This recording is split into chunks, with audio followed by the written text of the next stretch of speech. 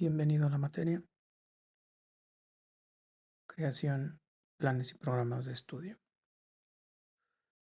Vamos a tener 9 unidades y voy a estar enviando o colocando más bien en Classroom estas presentaciones y para que tú puedas acceder a ellas y te sean complementarias al conocimiento que tendrás también por escrito en los documentos que se te colocaron para poder realizar tus diferentes actividades. Pues bienvenido. Primer tema, primera unidad, planeación. Eh, Parte del temario de 2 planeaciones y posteriormente va a entrar al ámbito del diseño curricular, pero ahorita parte desde fuera, entender que con dos modelos de planeación. Habrán documentos dentro de tu casilla del tema planeación, donde se ahondará mucho más en este tema. Obviamente, en 30 minutos se tratan de dar generalidades. Bien, primero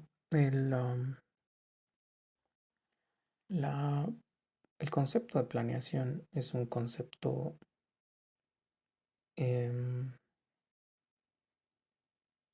propiamente de la administración, ¿no?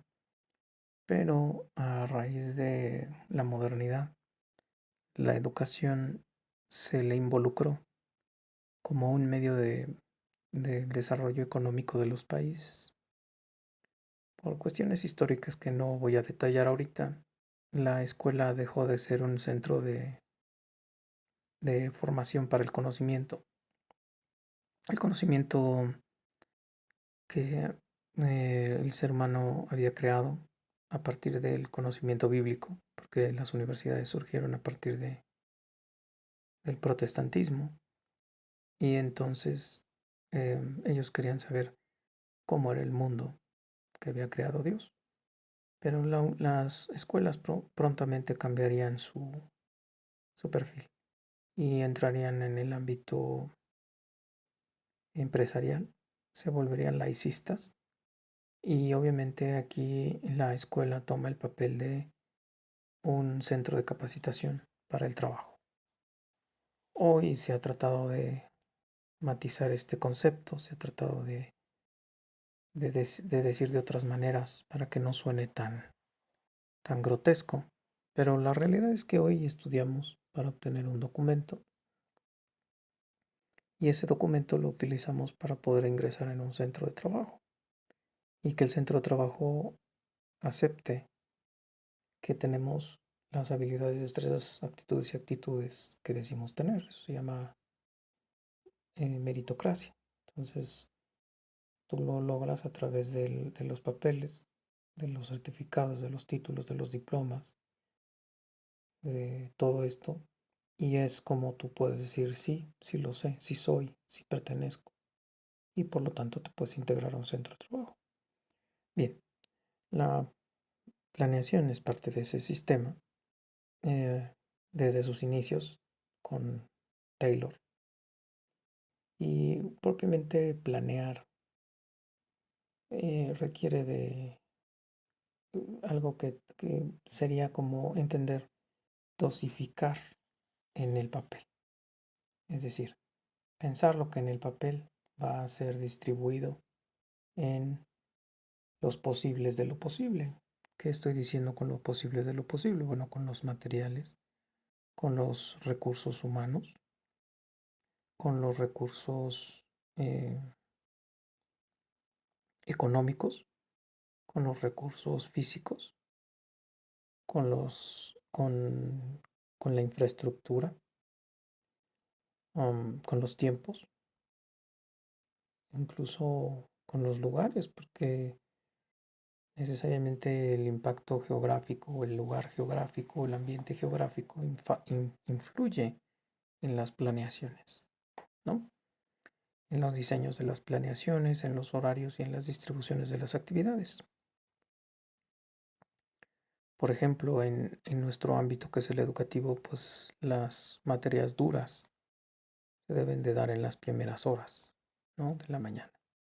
Las materias más que no se consideran duras, serias, pesadas, se deben de dar después del almuerzo, después del receso, y supuestamente no requieren de tanta energía mental para poderlas desarrollar, ¿no?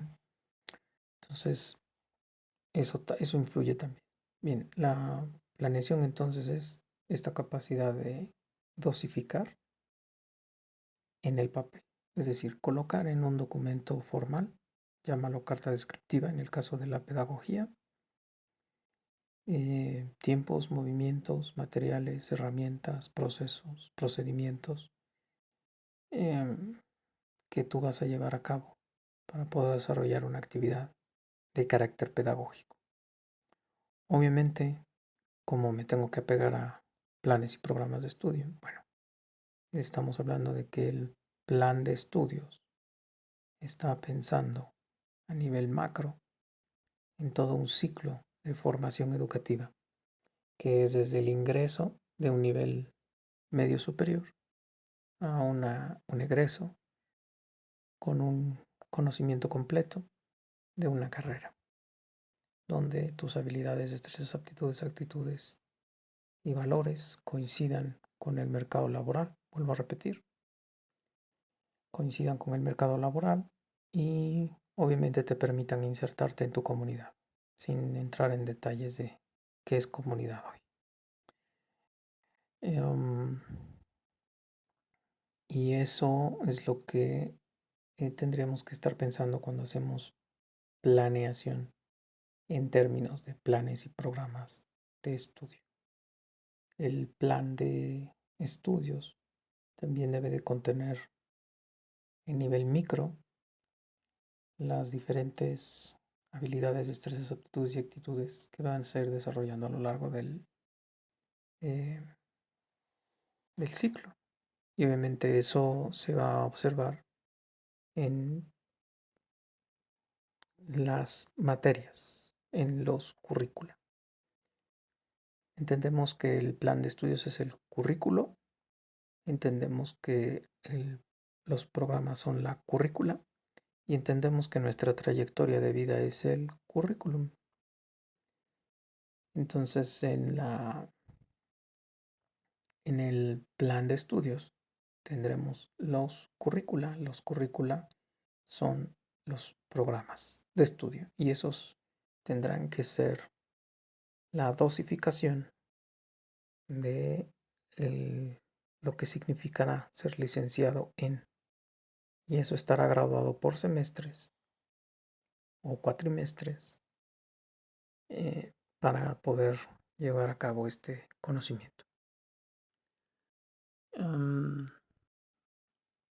Ahí mismo también deberemos tener observado dentro del plan de estudios con qué laboratorios y en qué laboratorios se van a desarrollar algunas materias. Si las materias que estamos llevando a cabo son materias que se hacen en laboratorio o que se hacen en salón de clase, la distribución de las horas teóricas y prácticas, la misión, visión e ideario de la institución, el marco teórico y metodológico de la institución, obviamente la filosofía institucional, por eso repito en el misión, visión y diario, y tener la observación de perfil de ingreso, perfil de egreso, y los requisitos mínimos para ingresar los documentos y habilidades y actitudes de cuando egreses. Y obviamente eso tú tienes que tenerlo en conocimiento a la hora de acceder a esas carreras. Y no puedes hacerlo de otra manera si no es que tengas acceso a pues estos trípticos comerciales donde solamente te ponen un esbozo, pero que obviamente tiene que estar en un plan de estudios que ya obviamente ya recibió el famoso REVOE, el reconocimiento de validez oficial, y que obviamente también ya pasó al Departamento General de Profesiones para la emisión de documentos oficiales que acrediten tus conocimientos que estés adquiriendo a lo largo del ciclo. Puede ser como pasantía o puede ser como ciclo terminal. Bien, en esta parte el,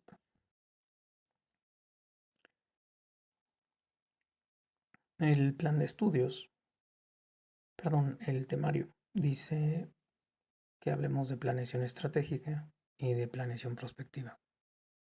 Bien, ¿qué es planeación estratégica o qué entender por planeación estratégica? Bueno, la planeación estratégica no es otra cosa que en la planeación que se hace para momentos de crisis. A diferencia de lo que pudieras pensar cuando te dicen planeación estratégica, que suena como a estar preparado, estar listo, estar apto. No, no, es cuando hay una crisis. Generalmente estas tienen que partir de un momento en el que un departamento, un área, un espacio, no está cumpliendo con todas las funciones que supuestamente debería de cumplir y que obviamente fueron plasmadas en la planeación, donde hubo un cronograma, donde hubo un organigrama, donde hubo un fluxograma, donde hubo un manual de inducción para cada área o departamento, donde hubo un reglamento, donde hubo toda una serie de, por parte de, de la contratación de personal que fuera el idóneo para que estuviera desarrollando la habilidad, la destreza y la capacidad, que es lo que también tiene que aparecer dentro de nuestros planes de estudio, cuál es el perfil del docente que vamos a tener allá dentro del especialista, ¿no? Entonces, de hecho, eso es lo que permite que un plan de estudio sea válido, ¿no? Cuando dices voy a abrir una escuela, pues tienes que decir que tienes maestros para que den esas materias, ¿no? Entonces tienes que, aunque no los tengas contratados, estarles pidiendo papeles. Bien.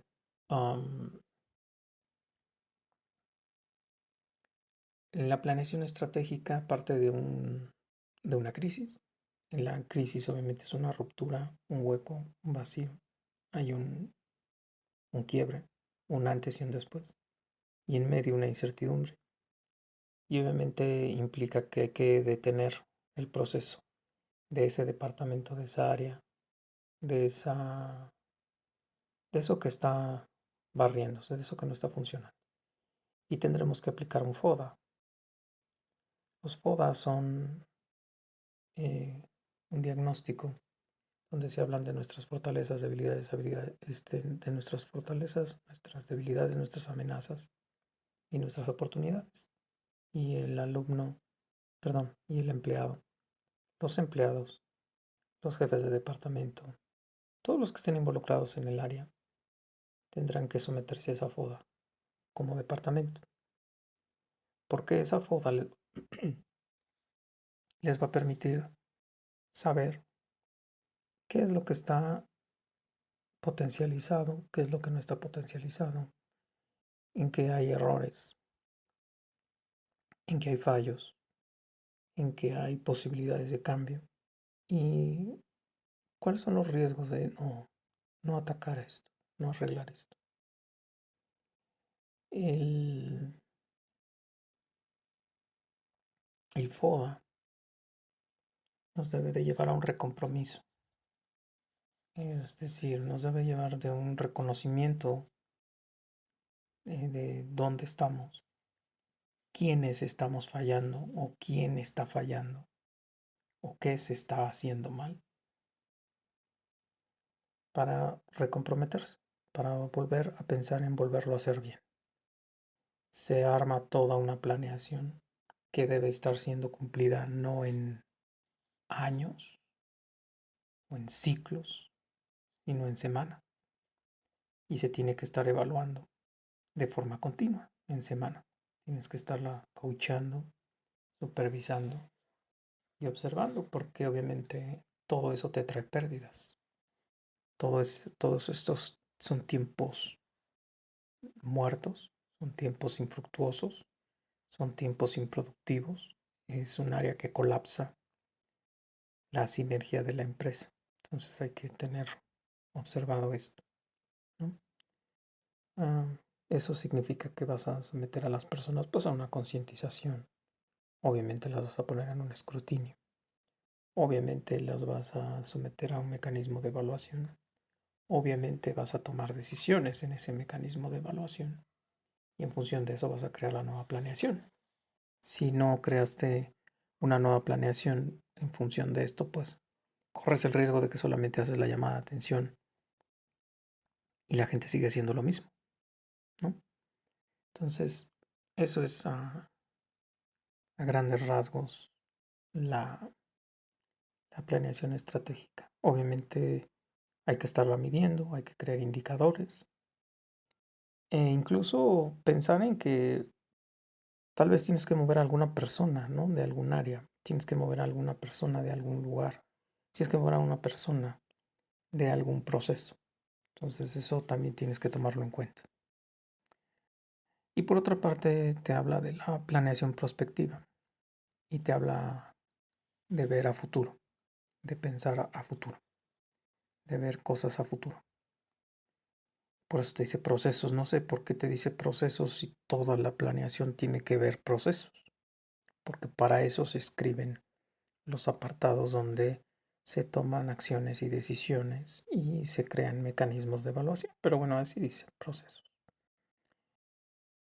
La perspectiva obviamente es pensar a futuro, ¿no? O sea, no tienes que ser muy inteligente para saber que estás hablando de pensar a futuro. Quinquenios, es decir, 15 años, 50 años, 100 años. Hay empresas que piensan en 100 años y hacen prospectiva en 100 años. O sea, no estoy exagerándolo. Hay industrias en Japón que hacen eso. Obviamente estamos hablando de instituciones que tienen tanta seguridad de lo que están haciendo en el momento que creen que la realidad no va a cambiar. Y pueden pensar así en 100 años. Obviamente dependerá de tu grado de incertidumbre que tengas dentro de tu empresa, cómo tú puedas pensar en 15 años, en 5 años o en 100 años, en un jubileo, 50 años. Pero bueno, el, el escenario en perspectiva es con lo que tengo, con lo que se está logrando, cuáles son las posibilidades de avanzar a futuro, ¿no? Tú puedes tener ya cierta tendencia en tu mercado, en tus ventas, en tus adquisiciones, en tus procesos y tengas tan buen sistema de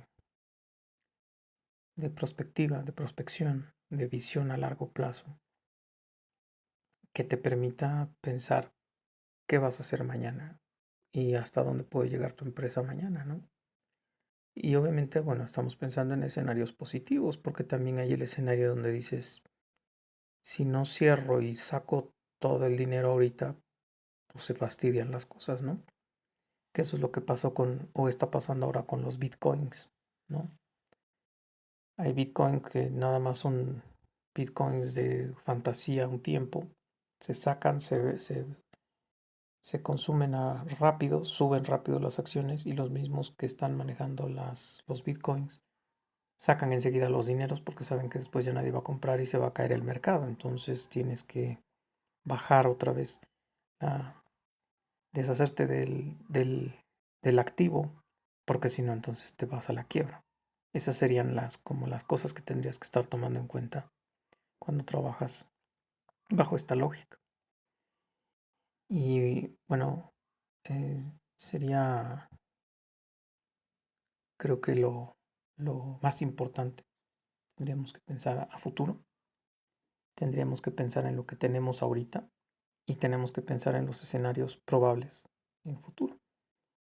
El gran problema es que hay veces que no pensamos en cosas como una pandemia, ¿no? Y eso hizo también que muchas empresas que no esperaban tener gran auge tuvieron un gran mercado, ¿no? En las empresas farmacéuticas.